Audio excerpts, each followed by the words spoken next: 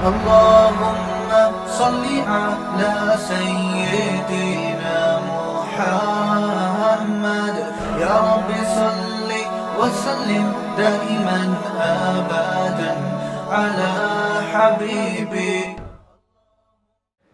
دو چیزوں کا اپنے ماتحتوں کے بارے میں خیال کیا کرنا چاہیے، جو ہم نے علماء سے سنا ہے، علماء سے سیکھا ہے. دو چیزوں میں وہ ہوتی ہے عزت دینا کسی کو. ہمارے حضرت مفتی رشید احمد صاحب رحمہ اللہ تعالی، ہم حیران ہوئے، بڑے عالم تھے. وہ اپنی جو زوجہ تھیں، اپنی اہلیہ سے کبھی بھی انہوں نے حاکمانہ لہجے میں بات نہیں کی پوری زندگی. جیسے بعض لوگ کیا یہ اٹھاؤ یہاں سے، کیا بڑا ہے، اس طرح کی بات کرتے ہیں نا، جیسے گھر میں کوئی ماسی سے بھی نہیں کر رہا ہوتا ہے ایسے. حضرت فرماتے تھے کہ، اور وہ یہ اپنے گھر کی باتیں ہمیں اس لیے بتاتے تھے تاکہ یہ پتہ چلے کہ شریعت میں ہے کیا، زوجہ کے ساتھ کیسے رہنے کا حکم ہے اسلام میں. تو حضرت فرماتے ہیں کہ میں نے اپنی بیوی کو، اپنی گھر والی کو، اپنی اہلیہ کو کبھی یہ نہیں کہا کہ یہاں سے گلاس اٹھا لو، یا کھانا لگا دو، یا کھانا اٹھا لو یہاں سے. یہ ایسے لگتا ہے جیسے آپ کسی کو آرڈر دے رہے ہیں، کیونکہ وہ ماسی نہیں ہے. اب کھانا تو گھر والوں نے ہی لگانا ہے، پکانا بھی انہوں نے ہی ہے. تو میں فرمایا میرا یہ لب و لہجہ ہوتا ہے کہ کھانا لگوا دیں، کھانا بولو نا بھائی لگوا دیں. حالانکہ لگانا انہوں نے ہی ہے، لیکن ڈائریکٹ نسبت نہیں.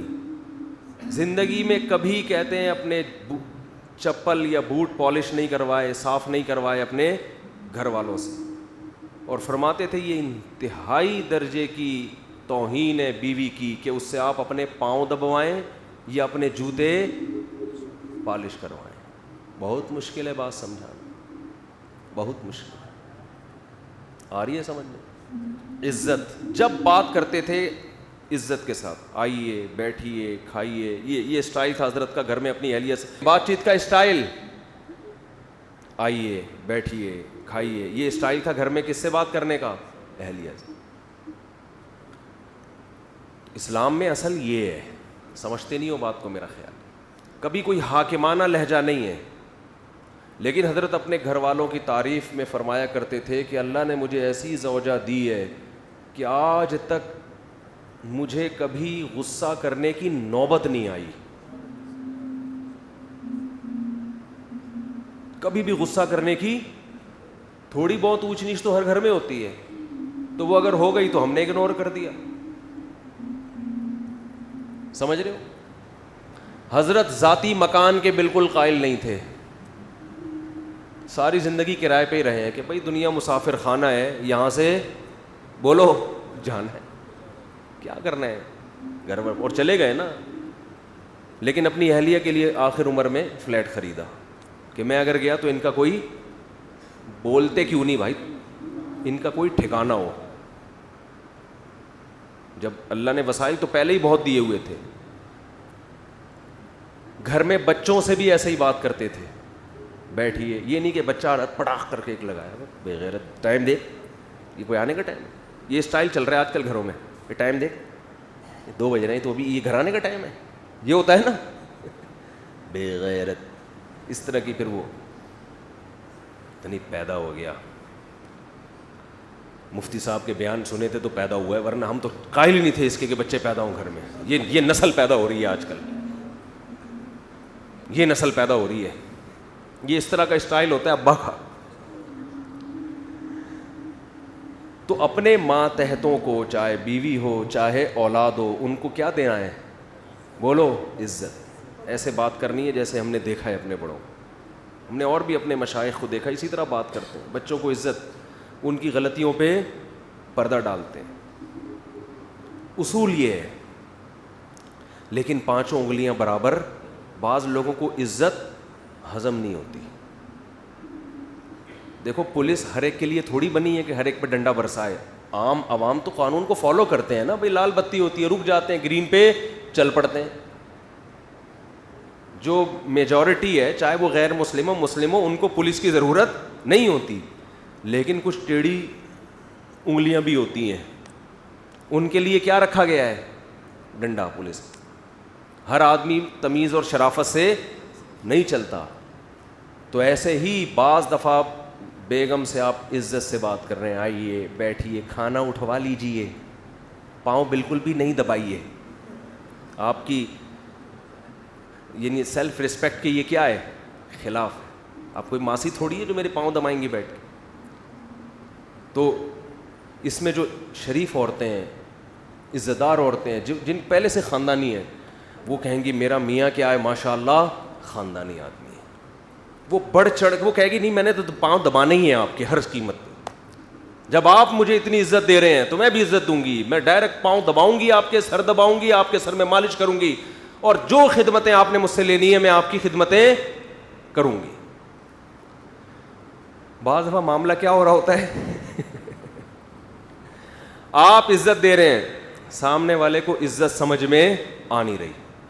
وہ ایک آدمی کا قصہ ہے نا کہ وہ اس کی شادی ہوئی تو وہ پریشان تھا کہ یار مسئلہ کیا ہے, یعنی بیگم صاحبہ ہر وقت منہ بنا کے بیٹھی رہتی ہیں, یہ عزت دے رہا ہے آئیے بیٹھیے جائیے, امی کے گھر جانا ہے چلیں تشریف لے جائیے, میں ڈرائیور بلوا لوں, ٹیکسی بلوا لوں, چلے میری گاڑی میں ڈراپ کر دی, چلے میں خود ہی ڈراپ کر کے آ جاتا ہوں آپ. تو عزت دے رہا ہے, لیکن بیگم صاحبہ ہر تھوڑے دن میں منہ بنا کے بیٹھی ہوئی ہے. ماہر نفسیات سے رابطہ کیا اس نے کہ بھائی کیا مسئلہ ہے, میں تو سارے حقوق ادا کر رہا ہوں لیکن اس کو سمجھ میں نہیں آ رہا, ہر وقت منہ بنا کے بیٹھی رہتی ہے, جب بات کروں اینٹ کا جواب پتھر سے.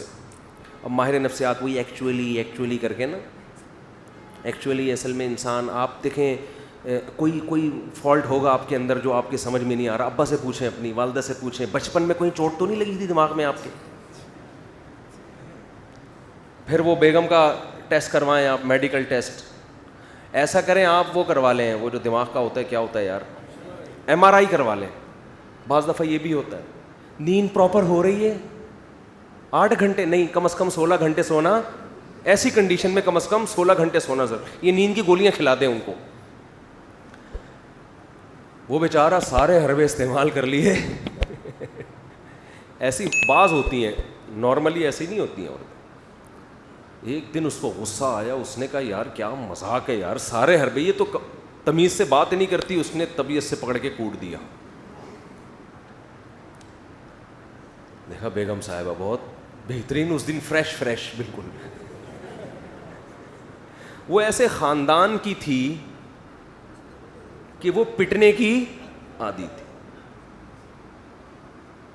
تعلق ایسے خاندان سے تھا کہ جب تک 8-10 تھپیڑے نہ پڑے, بعض ہوتا ہے نا پٹ کے, اور یہ ماں باپ بگاڑتے ہیں.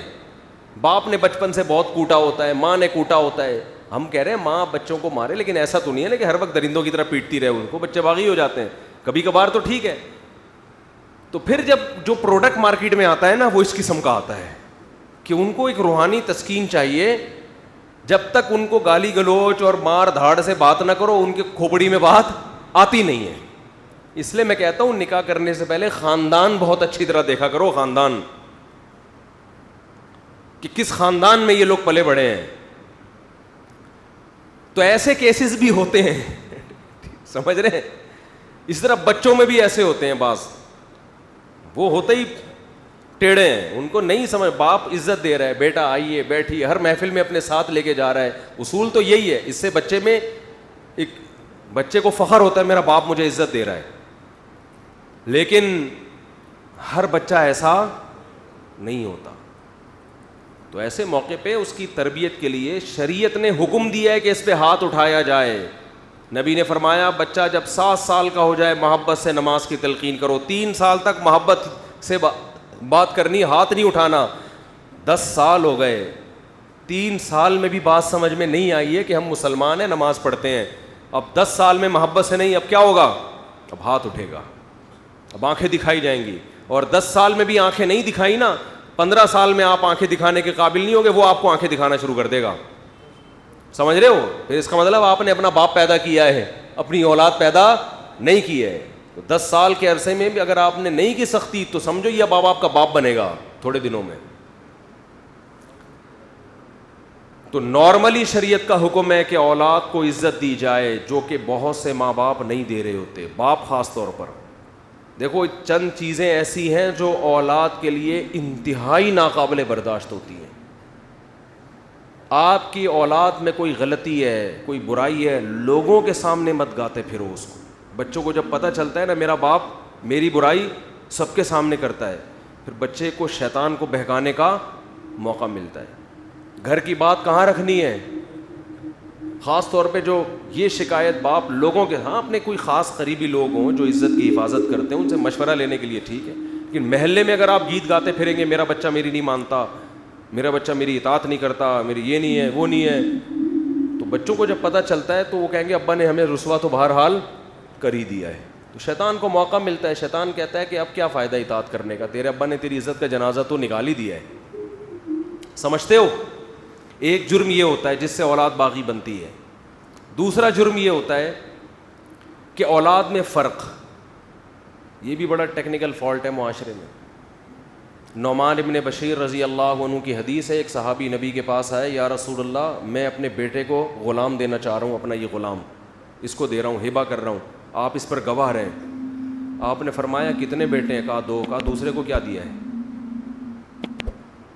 کہا دوسرے کو تو کچھ بھی نہیں. فرمایا لا اشہد علی جور, میں ظلم پہ غلام علی جور, میں ظلم پہ گواہ نہیں بن سکتا.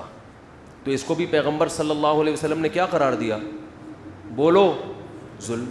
ماؤں کو بھی دیکھا ہے, ہم بھی اسی معاشرے میں پلے ہیں نا, بہت سی ماؤں کو دیکھا ہے اولاد میں فرق کرتی ہیں, بہت سے باپوں کو دیکھا ہے اولاد میں بولتے کیوں نہیں یار, بولنے پر پابندی لگی, اولاد میں فرق کر رہے ہوتے. ایک ایسا لاڈلا کہ وہ ہر غلطی بھی اس کی صحیح ہے, اور ایک سے ایسی نفرت ہوتی ہے کہ اس کا ہر صحیح کام بھی کیا ہے. جیسے JUI والے اگر عمران خان کوئی صحیح بھی کرے تو غلط, یہی کہیں گے نا, اور صحیح کرے اور غلط کرے تو وہ تو ویسے ہی غلط ہے. اور اگر مولانا فضل الرحمان کوئی اچھا کام کریں تو PTI والے کیا کہیں گے؟ سیاسی لوگ تو یہی کر رہے ہوتے ہیں نا, ہر اچھے کو بھی غلط, اور غلط تو ویسے ہی غلط جو ان کی نظر میں.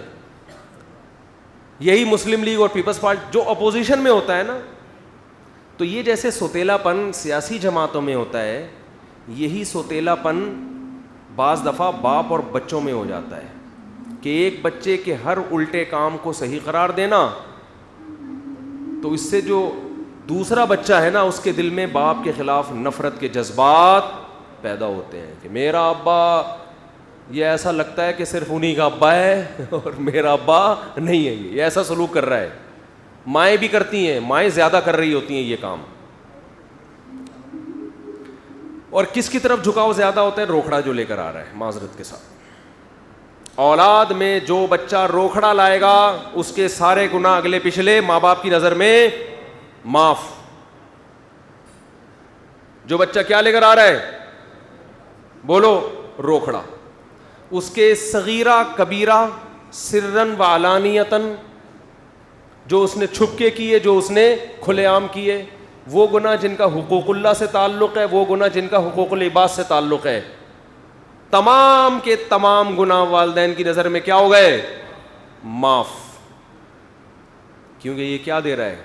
روکھڑا. دوسرا, اگر وہ اپنی سستی سے نہیں دے رہا تو پھر تو بات سمجھ میں آتی ہے, لیکن رزق کے خزانے کس کے ہاتھ میں ہے بھائی؟ اللہ کے. بعض دفعہ روزگار نہیں مل رہا اس کو, اس کی وہ آمدن نہیں ہے, وہ نہیں دے سکتا اتنے, تو اس کے ساتھ سوتیلا پن. بعض دفعہ بیٹوں کی طرف جھکاؤ زیادہ, بیٹیوں کو لفٹ ہی نہیں کرا رہے ہوتے, یہ باپ یہ کام کر رہا ہوتا ہے. زندگی میں سارا کچھ بیٹوں کو دے کے چلا جاتا ہے, بیٹیوں کو بالکل محروم کہ ان کو کیا ضرورت ہے. وہ تو بیٹیاں پھر بھی بیٹیاں ہوتی ہیں, ابا کے بعد پھر بھی مغفرت کی دعا کر رہی ہوتی ہیں. بیٹے کے ساتھ یہ کرو نا, وہ نہیں کرے گا, وہ کہے گا ابا نے تو ظلم کیا میرے اوپر. جب آپ زندگی میں وراثت تقسیم کریں تو اس میں بھی اصل اصول یہ کہ کیا کرنا ہے؟ بولو. اس میں تو شریعت نے بیٹا اور بیٹی کا فرق بھی نہیں رکھا, بیٹی کو بھی اتنا ہی دینا ہے جتنا بیٹے کو. ہاں ضرورت کی بیس پہ فرق کر سکتے ہیں آپ, خدمت کی بیس پہ فرق ہو, خدمت زیادہ کر رہا ہے اس بیس پہ زیادہ دے دیا, ایک الگ بات ہے. یا ضرورت کسی کو زیادہ ہے, بیٹی کو زیادہ ضرورت ہے تو بیٹی کو زیادہ دے دو. یہ تو وراثت تو مرنے کے بعد ہوتی ہے. تو والدین اپنی ذمہ داری پوری کر رہے ہوں, شوہر زوجہ کو عزت دے رہا ہو, آئیے بیٹھیے کھائیے جائیے, اس طرح سے تمیز سے بات کر رہا ہو. اس کے بعد بھی میرے بھائی اگر وہ آپ کے ماں باپ کو گالیاں دیتی ہے, آپ کی ماں سے بدسلوکی کرتی ہے, اس طرح آپ کے بیسک حقوق بھی ادا نہیں کرتی, تو پھر آنکھیں دکھانا بولو نا بھائی بنتا ہے.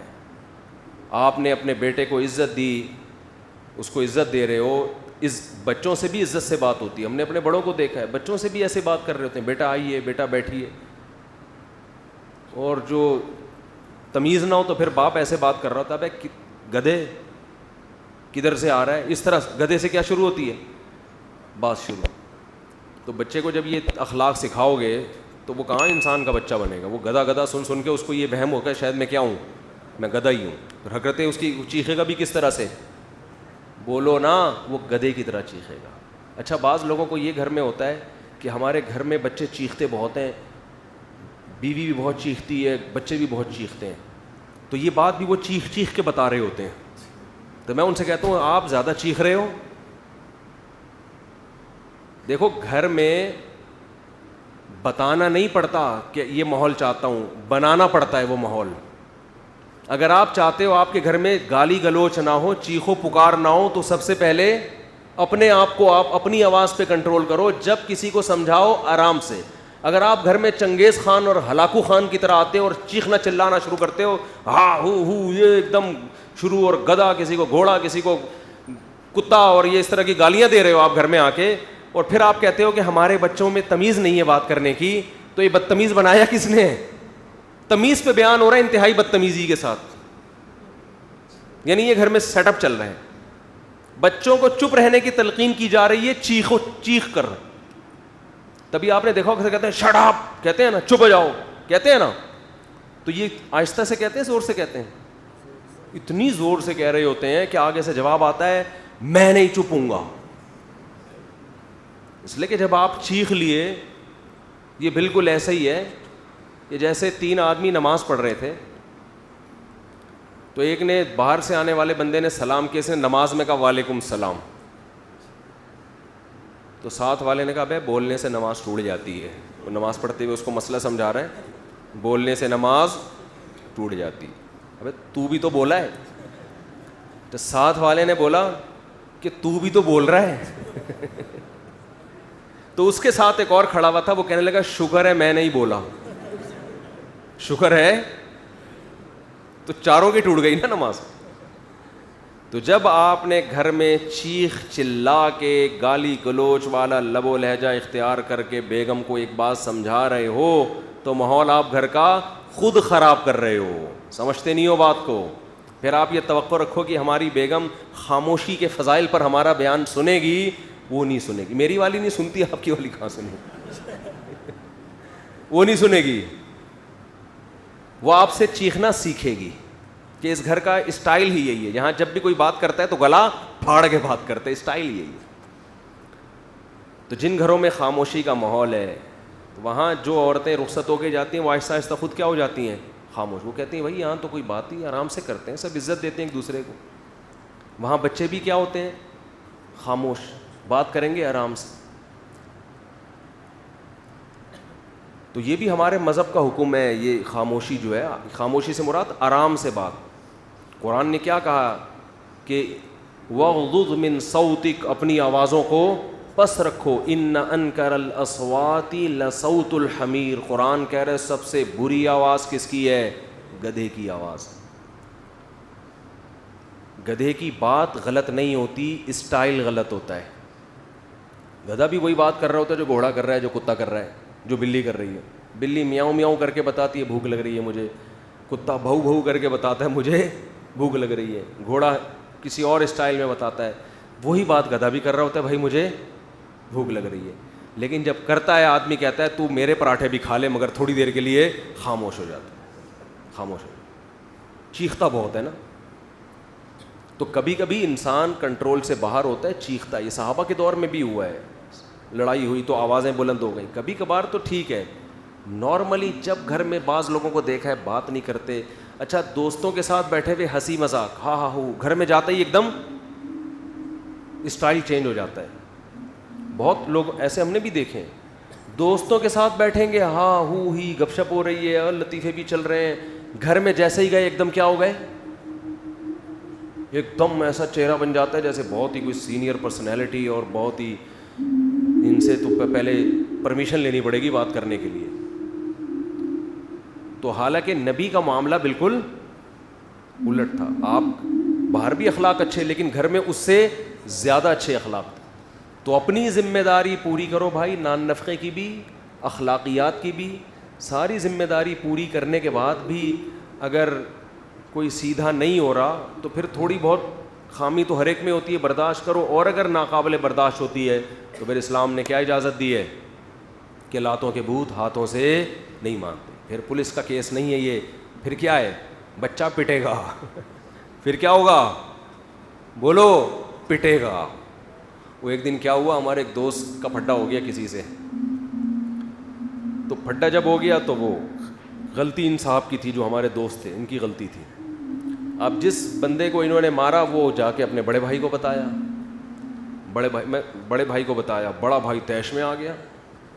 اور اس کا نام میں پورا نام لے لوں, اس کا نام فرض کر لو زید تھا, جس نے مارا نا چھوٹے بھائی کو. کسی کے چھوٹے بھائی کو جس نے مارا اس کا نام کیا تھا, فرض کر لو زید تھا. اصل نام میں لوں گا تو وہ بولے گا یار, وہ پھر یہ جملہ مجھے کہے گا جو آگے میں کہنے والا ہوں. تو چھوٹے بھائی کو جب اس نے مارا ہے, غلط مارا, تو چھوٹے نے بڑے کو بتایا, بڑا کیا ہو گیا, طیش میں. یہ آنا چاہیے بڑے کو طیش میں, صلہ رحمی ہے, رشتہ داری کا تقاضا ہے. آج کل تو یہ رشتہ ہی ختم ہو گئے. بڑا کہتا ہے تو اپنی ذمہ داری پہ پٹائے جا. ایسا نہیں ہونا چاہیے بھائی, ایک ریلیشن ہے, پوچھو میرے بھائی کو کس نے مارا ہے, صلہ رحمی کا تقاضا ہے یہ. لیکن یہ پوچھنے سے پہلے اپنی صحت جا کے چیک کر لیا کرو.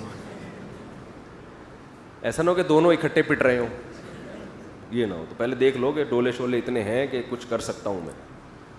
تو وہ تھا لمبا تڑنگا بڑا بھائی.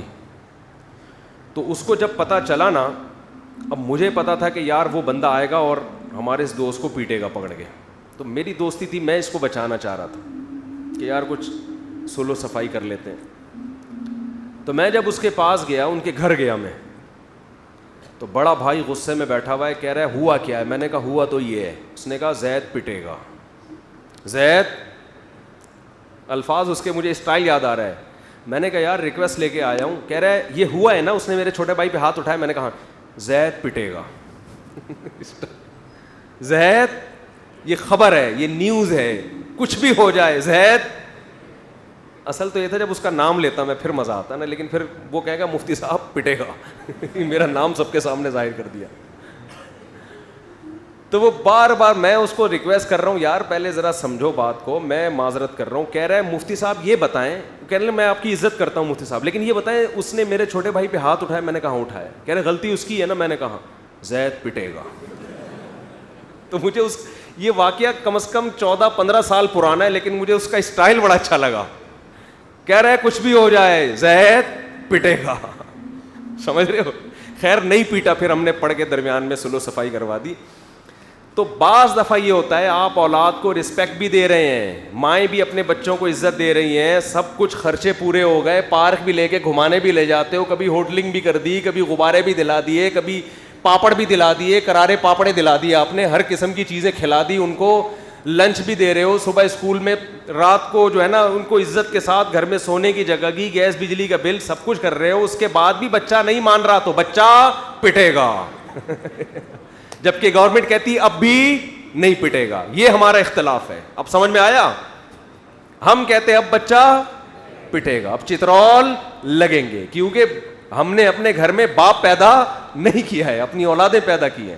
اب بھی نہیں پٹے گا, اس کا مطلب ہم خانسامہ ہیں. پھر ہم کیا ہیں پھر, بلکہ خانسامہ بھی ہم سے. یا تو ہم کو تنخواہ دو اس کی, پھر آپ بیوی بچوں سے بولیں میں تو خدمت کر رہا ہوں نا اس کی, مجھے کیا چاہیے, تنخواہ چاہیے. تنخواہ دو کہیں سے بھی لا کے کما کے, جو گھر دیا ہوا ہے میں نے, کرایہ نکالو اس کا, بچوں کو رکھا ہے آپ نے گھر میں, کرایہ دے بھائی. جیسے میں ڈاروین سے کہتا ہوں بندر تھے دم کہاں گئی, یا تو دم دو یا دم کے پیسے دو ہمیں. میں ڈاروین سے یہی کہتا ہوں نا یار, ہم بندر سے انسان بنے تو دم کہاں گئی, تو یا تو ہمیں دم چاہیے یا دم کے پیسے چاہیے. تو بچوں سے بولو کہ اب بھی اگر نہیں پٹے گا تو اس گھر کا جا سائیکل کی دکان کھول, پنچر لگا اور مجھے اس گھر کا کرایہ دے. بیوی سے بھی بولو کہ میں اس پوزیشن میں آ کے بھی آنکھیں دکھانے کے قابل نہیں ہوں, تو اپنے بھائیوں سے بولو اس گھر کا مجھے کرایہ چاہیے. اور جتنے انڈے پراٹھے آئیں گے آدھا تمہارا آدھا میرا خرچہ ہوگا. تو زید جو ہے اس کنڈیشن میں کیا ہوگا, زید پٹے گا. تو اسٹائل بڑا ٹائٹ تھا, یار مفتی صاحب کچھ بھی ہو زید پٹے گا. وہ زید کی جگہ وہ نام آتا پھر مزہ آتا, لیکن یار وہ زید میں مزہ نہیں آ رہا. آدھا مزہ تو آگے آگے, لیکن جو پورا نام آتا پھر. خیر وہ نہیں پٹا, الحمدللہ بچ گیا وہ. تو پتہ نہیں کہاں سے کہاں بات چلی تھی, جہاں موضوع ادھر ادھر ہو گیا. خیر کوئی مسئلہ نہیں ہے. ہم نے کون سا کوئی تھیسس تیار کرنے ہیں, اسلامیات کے آپ کے پیپر ہونے والے ہیں کہ ایک ٹاپک پر آپ کو, آپ تو واضح و نصیحت چاہیے نا. واضح و نصیحت بکھری ہوئی ہی اچھی ہوتی ہے, سمجھ رہے ہو. بکھری ہوئی واضح و نصیحت کیا ہوتی ہے, اچھی ہوتی ہے. جو کام کی بات آئے پارسل کر دو. تو جو اللہ دماغ میں ڈال رہا ہوتا ہے ہم یہاں سے کیا کر رہے ہوتے ہیں, پارسل. کہ یار کوئی بھی اچھی بات اللہ ہم سننے کو مل جائے اور عمل کی توفیق مل جائے. سبحانک اللہم و بحمدک نشہد ان لا الہ الا انت نستغفرک.